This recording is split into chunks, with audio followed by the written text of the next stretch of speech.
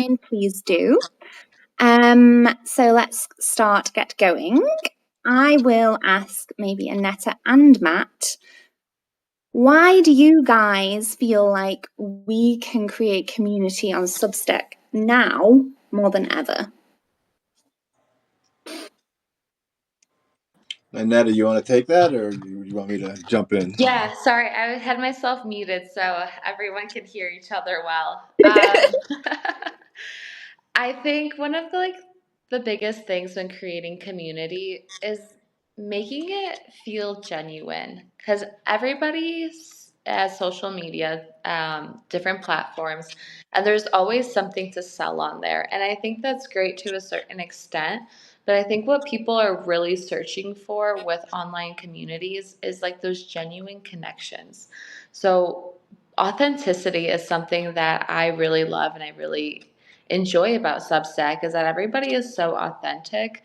So I really would like pushing on that. What's your take on it, Matt? Similar. I think, it's in a world that has never been more connected. I think we've never felt more isolated, which is ironic, right? And maybe it's because, and that what you were just saying, where for several decades now, we've been conditioned to take in everyone's highlight reels and then somehow compare that to our life. And I think that has caused, they say comparison is the thief of joy. So I think on a lot of platforms, it's really hard to connect. I mean, even with our friends and family, because life is messy and life is ugly, but that's not what we're seeing from other people. And I feel like on Substack, we do get that. Like we get a glimpse into people's true existence in a meaningful way, not a picture of their dessert from last night, but maybe the thoughts that were crossing their mind as they fell asleep last night. And that's a big difference, right? And I think for probably a lot of reasons, Substack is at least as you guys know, I've only been here for a little over a month, but for someone who's been writing for decades, this is the most comfortable I've ever been. And I think it's because of I know it's because of the people who are here and the environment that we create. And being an artist doesn't have to be lonely, although it's been that way for centuries. It feels like there's the opportunity here at Substack to be an artist and do our soul searching, but also feel like we're part of a community who's kind of all engaged in that. Yeah, it's so true. Like when you think about social media on a whole, what you were just saying, it became a bit of a competition. Like I'm showing the best moments of my life, invites others to share the best moments of their lives. Personally, I've always used Instagram in that sense to show all moments because I'm here as, let's say, more of a business in approaching books and, critique how we don't have to critique ourselves. But when we just say in a general aspect of Instagram and TikTok and all of these, it's like, hey, look at me.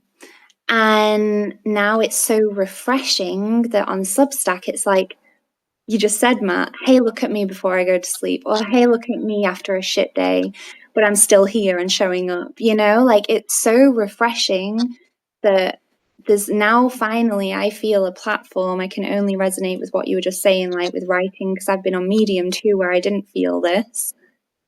There's just pure ease. Because the moment you open up, you invite others to open up. It's like we are having this natural permission slip for each other, bouncing off each other's energies, right? And I think going now back to social media, like you just said with comparison, then you just bounce off that energy. And like Anata said, the moment you do tap into your authenticity and who you are and who you truly want to be, the moment you invite others to do that. And that's why I just feel like it's so refreshing being here right now, like everyone is saying as well. It's just like home. It's so cozy and it's so you're just learning. Like every time I come on Substack, I'm like, oh, what an interesting perspective. And oh, I don't think of it like that, you know, like it's like I'm seeing everything I need to hear and stuff. So yeah, it's very interesting how it's now. Yeah, happening now. It also, it seems like, and I'm going to risk overgeneralizing here, that there's a particular personality type that maybe that tends to be introverts, but not always, who are just exhausted with small talk. And it's like, I can only listen to, and it's not because I don't care where you're from or how many sisters or brothers you have or what you graduated in college, or it's just that there's that process um, is tiring for some people, and actually like having true conversations about meaningful things of life is more invigorating, and that doesn't apply to everyone, right? Because that actually makes some people uncomfortable. But I see a larger number of people here who I think fall into that category. Like I have some pretty good relationships with people in a very short period of time, and I know very little like resume type stuff about them, but I feel like I know them as a person um, pretty well in a very short period of time, and I like that. I like that a lot. Something that I like that you said, Matt, was that people are tired of the small talk. And us as humans, we're all so different and we have so many different hobbies and things that we like to do and different great traits about ourselves, and we want to be able to share them with others, but not everybody is willing to do that deep talk. Like for example, I'm somebody who loves to have deep conversations. That's why it's kind of hard for me to have small talk sometimes. Sometimes I just avoid it because I would rather have a deeper conversation. And I think that's a really beautiful thing about Substack and creating a community is that you can really share your voice and who you are, and people will accept you for who you are, and they're going to want to get to know you more, and vice versa. And I think that's a really beautiful thing. Yeah, Yeah, showing well up as said. you are. I think it's like scary if you haven't, and if you've been used to this, like being put in, you know, your sector of small talk and just talking about credentials, what job you have, like all this little bullshit, like basically society level conversations. Whereas we crave deeper connections, we crave deeper conversations because that's what we are as human beings. We are creative souls. I think when you tap into that awareness, it's so hard to go back. And so like sometimes I feel like I catch myself like in these conversations with friends kind of zoning out because I'm like, oh, when can we just like talk about something, you know, a bit more detailed? And I think that leads us quite well into our summit because Anetta and I, doing these lives over the month or over the week since January, we've really noticed that also being on Substack, people are here for the deep talk, for the growth, for getting uncomfortable. Because the moment you step out your comfort zone, I think the moment you keep pushing yourself more and more out of your comfort zone, like, I don't know about you guys, but like, it's like now new beginnings are coming again in my life. It's a new chapter. I'm like, yeah, like I've done this before and I know the energy that it brings with it. And so with this summit, we thought, oh, this is a great opportunity for us to bring these people together and to really like dive deep into lessons like Matt can provide, like other speakers that we found that can provide in different layers of what it means of self-care, because essentially it's all about looking within. So we're inviting you into the summit to really dive deep into how you look within. How do you sit with the stillness? How do you sit with being uncomfortable and not running away, but embracing it? If you want to tell us a bit, maybe Matt, about what you plan to share or care or what your mission is in that sense. Sure. I can. So, I mean, first and foremost, you know, I want to make it very clear. I don't recognize myself or any other human being, for that matter, as a subject matter expert on this topic. But I do recognize myself as willing, who's willing and able to kind of facilitate a thought experiment for us and a discussion for us, because the topics that I intend to tackle me on a daily basis, right? And specifically, um, um, so I have to rewind a little bit. So after my I had a divorce, and I was reflecting on that experience and going forward, and I read somewhere that stop looking for Mr. or Mrs. Right and start becoming Mr. or Mrs. Right. And that planted a seed in my head that I've subsequently leveraged in a lot of my thoughts. And not to pump my own book here, but the book that I recently published called Actualization, which is about, like, let's stop chasing our goals and start growing ourselves so that we can naturally carry those goals.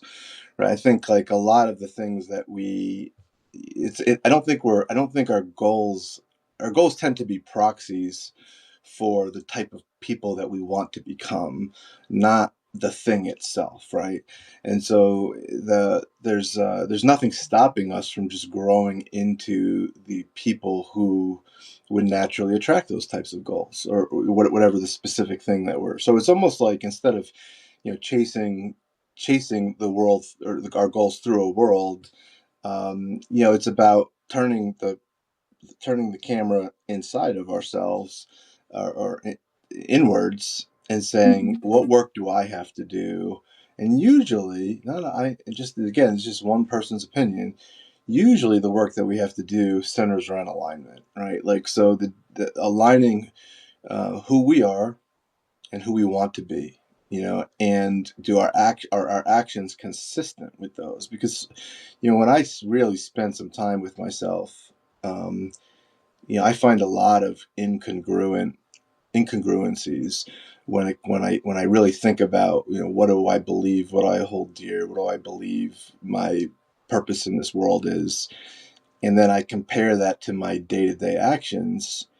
Like it's like I'm playing one game for the world, maybe another game for my family, another game for my community, and then the actualization world is almost like a if I have time type um, activity. And I think that creates a lot of discomfort internally, and also oftentimes is the number one roadblock between us and where we're trying to get to. In what way do you mean? Yeah. Sorry. No, it's okay. I just wanted to say, like, thanks for sharing that, because I think a lot of times that's like what we're here for. We're here to share our stories, and we're here to connect with others. Like, I really like what you said of investing in yourself, like taking a step back after a setback, and really evaluating the situation and what you can do to grow and improve yourself. I really spent this last weekend diving deep into what some things that I was running from, and actually, or why some of my last relationships ended the way they did.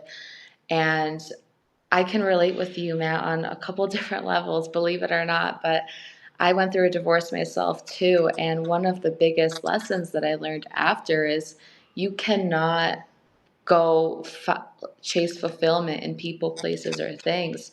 You have to go find fulfillment within yourself. And that's actually where a big part of my journey came from with writing and my podcast, Nourished Inside Out, is giving people the tools to learn how to take care of themselves and find the fulfillment within themselves so they don't go searching in the wrong places like I once did. And the more vulnerable that we get with sharing our stories and being able to relate with people, that's how we can build genuine connections. So I'm really thankful that you shared that, because nobody's perfect and there is no shame around who we used to be, because the path is bright. Like, there's a bright future ahead. It's just, are you willing to invest in yourself or not? So thank you for sharing that. Yeah, I mean, we also have to consider our culture and society has only ever put us into these, like, standards of living. So the moment we break out of that, a lot of work has to happen. Like we're essentially rewiring the way we've learned from school, like from when we were children. Like I'm a kindergarten teacher. I see already with the kids that I feel that they already have pressure about going to school and, you know, for example, like cutting with scissors, like having to do specific tasks in a manner that then they're already looking at the other child like, why can't I do it like them? And I'm like, no, don't compare yourself. You know, and I really notice now, like, we are already put into this scheme of matters that are so toxic for our brains at such a young age. We compare at such a young age.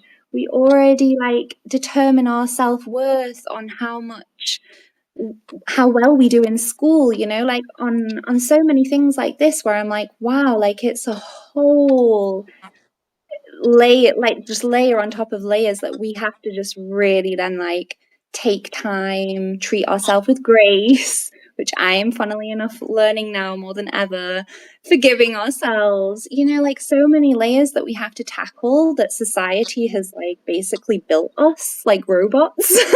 And now it's like, hey, no, we're not robots. We're not here to just do the 9 to 5 and, you know, get a family and get married and do all of these procedures that society like expects us to do. But actually, when like yourselves, you go through divorce, you go through breakups, you grieve, you lose things, it really, those moments make you think. They jolt you into growth or into just staying the same. And of course, we're here to jolt ourselves into growth because it's the best way that we can lead a fulfilling life. And it's the only way, I would say, because if you just stick to society's standards, then you're always going to judge yourself and judge others. We're not here to judge. We're here to love. I mean, I know it's cheesy, but love is our highest vibration. And we have to access that more, you know? That's well said. This weekend I was struggling a little bit with just I had some momentum with writing, and then I kind of didn't feel it this weekend, and last night I kind of tried to just talk about the feelings that I had that were getting in my way, and I stumbled upon something that I said for the first time, but actually I'd like to share it, which is that true actualization occurs when we create our own game, right? So it's like, what are the objectives? What are the rules? What does success look like? How do we score along the way? Because there's this unspoken set of rules wherever we go that we didn't create, and but yet we've just kind of accepted them for the reasons that you previously stated, Grace. And I think we really only have a shot at inner peace when we say, okay, stop. What game am I going to play? Like, what are the things that are important to me? How do I, quote, win this game? What are the rules? What are the objectives? What are the constraints? And that may come across as overly prescriptive, but I think as a thought experiment, it's kind of interesting, because otherwise, what it's like we're playing this very complicated game on the playground, and there's all these rules, right? Like, that's lava, and if you can't touch the fence, and if you do touch the fence, you got to jump twice, and it's like happened over these decades and decades, and we're on the playground just assuming like, oh, I guess this is the game we're playing. And when things don't make sense, oftentimes that creates this internal struggle, and it's okay to say, yeah, I don't know, I don't agree with this. I'm gonna. Then we question it. Yeah, sorry. Yeah, I didn't mean to interrupt there. Sorry, No, I just want to share that. I think part of actualization is because we often talk past it as if like, okay, I'm gonna become my own. It's like, okay, hold on, there's a step in between there. It's like to do that deliberately, I need to evaluate, what is the game that Matt DiGeronimo is playing? Like, what is it that I'm trying to do on a day-to-day basis? Like, what does success look like? And how will I feel about that? And how will I feel when my definition of success is 180 degrees out of the societal expectations or what I was raised with? Am I prepared? Do I have the internal strength to be able to say like, yeah, I get it. By comparison, it'll look like I'm not succeeding, but I'm strong enough to be able to say, this is the game that I'm playing? Yeah, I mean, I obviously agree with you in the sense of success, because society definitely, pushes that into us. However, I'd kind of like to also just mention value, because what you were just saying, at the end of the day, you have to really realize for yourself, what are your values? Mm-hmm. Why are you showing up every day? Why are you waking up every day? Why are you writing? The moment I think you're able to integrate your values, success comes easier. Because, success isn't always like getting to the top and getting to the end of this game, winning whatever, or earning so much money. It's an ongoing journey as well. So as long as you're like intact or like connected with your deep values, I am very confident that success then comes easier, because you're attracting what you're aligned with, like you were just saying with alignment. So yeah. I think that's a huge one, is really understanding your values and really finding what you want. Because I think a lot of times there's so many different distractions going on around us in this world, and other people try to tell us what our values should be. Yeah. So sometimes we need to take a step back and really understand, is this adding value to me or is it not? Is this person, place, or thing adding value or is it not?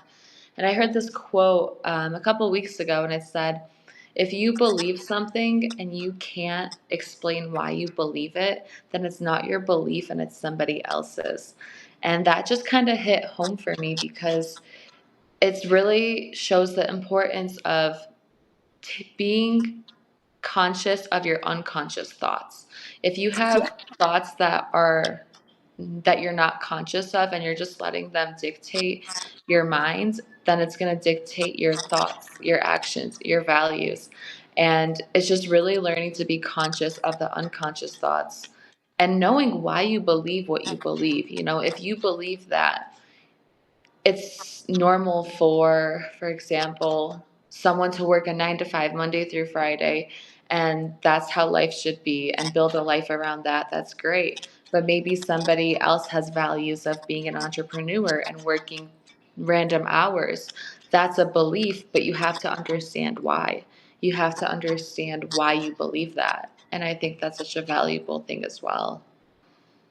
I Yeah. like what Kimberly just wrote, that Oh, I didn't see. she wrote that success feels to be in the actual journey itself. Like, I think that's brilliant, because Yeah. when we stop and think about it, that's all we have is the journey, right? It's like, how many times have you like said, I want that, I want X in my life, whether it's something material or something, and then you get it, and there's a little bit of a letdown, because it's like, all right, well, now what? Like, I got this thing, and it was never really about the thing. It was about living the life in pursuit of that thing creates alignment of our values, right?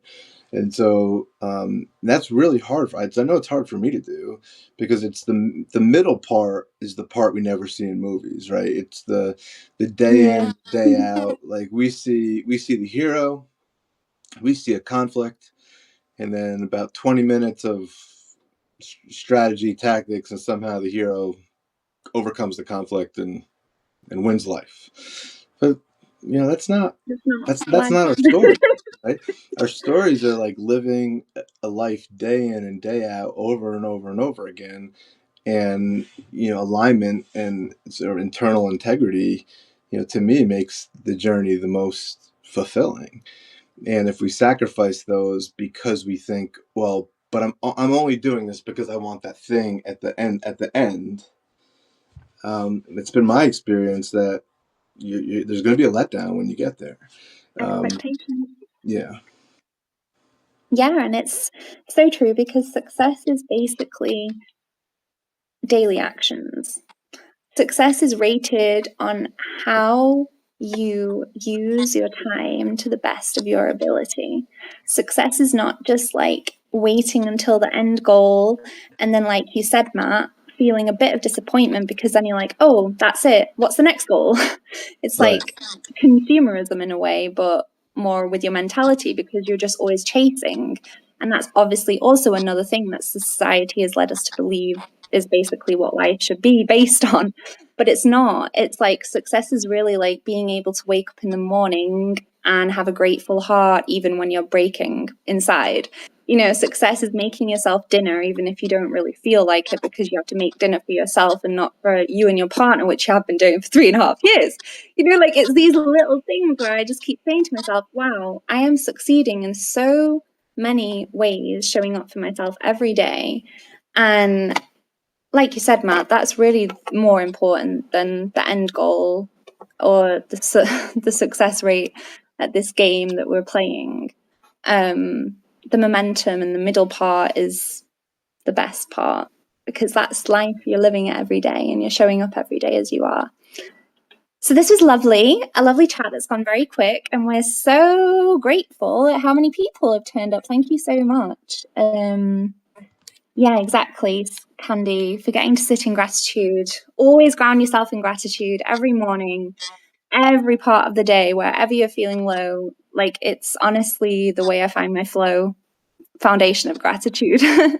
And if you guys are ready to join us in our live summit, which has now been extended to the end of May, I'm sure we'll probably come live again before that. But as you can tell, us three are passionate, and we are here to make your lives a bit better in so many layers of life. Inviting awareness and gratitude and all the parts that we maybe haven't encountered up until now. We are here to guide you and help you. So thank you for joining us, Matt. Thank you. It was really lovely. A great start to the week. And yeah, take care, and we will see you soon. All right. Bye-bye. Thank you, guys. Bye. Bye.